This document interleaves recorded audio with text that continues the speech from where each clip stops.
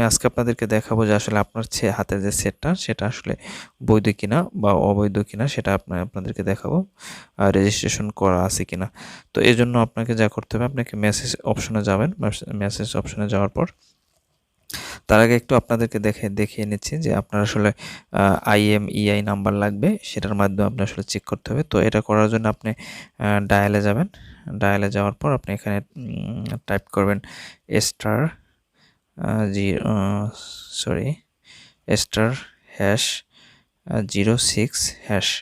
তো যখন আপনি এটা ডায়াল করবেন, ডায়াল করার সাথে সাথে আপনার এরকম IMEI নাম্বার চলে আসবে। তো এখান থেকে আপনার দুইটা সিমে দুইটা IMEI নাম্বার শো করতেছে এখানে। তো আপনার যে কোনো একটা IMEI নাম্বার এখান থেকে লিখে নেবেন বা কপি করে নেবেন। তো এখানে অথবা আপনি স্ক্রিনশট দিয়ে রাখবেন। তো নেওয়ার পর আপনি এখানে এটা নেওয়ার পর আপনি তারপর যাবেন, আপনি মেসেজ অপশনে যাবেন। মেসেজ অপশনে যাওয়ার পর এখানে আপনি আসলে মেসেজ গিয়ে আপনি এখানে টাইপ করবেন যে আমি একটু টাইপ করে নিচ্ছি। এখানে আমি তো দেখেন আমি এখানে আমার আপনি এখানে টাইপ করবেন যে KYD, এটা লিখে টাইপ করুন আপনি এখানে KYD।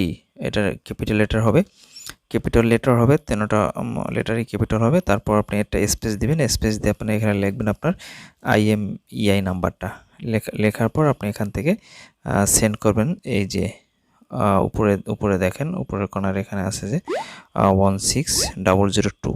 তো এখানে এটা আপনি সেন্ড করে দেবেন। তো সেন্ড করার জন্য এই যে আপনি এখানে দেখেন যে এই যে আপনার সেন্ড আইটেম আছে, এখানে আপনি ক্লিক করে দেবেন। ক্লিক করে দিলে আপনার এখানে কিন্তু এখান থেকে এটা সেন্ড হয়ে যাবে। তো সেন্ড হওয়ার পর আপনার এখান থেকে একটা ফিরতি মেসেজ আসবে। মেসেজে আপনাকে জানিয়ে দেওয়া যাবে যে আপনার আসলে সেটটা বৈধ না অবৈধ। তো এতক্ষণ আমার মেসেজটা চলে আসার কথা, তো একটু দেখে নিচ্ছি যে আসলে মেসেজটা আমার আসলো কিনা। তো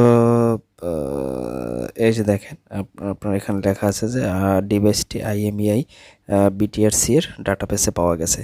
তো দেখেন এভাবে আপনি যদি এভাবে চেক করে নেন আসলে আপনার ডিভাইসটা ডাটাবেসে আছে কিনা সেটা আপনি আসলে যাচাই বাছাই করে নিতে পারবেন। তো ধন্যবাদ সকলকে, ভালো থাকবেন সবাই।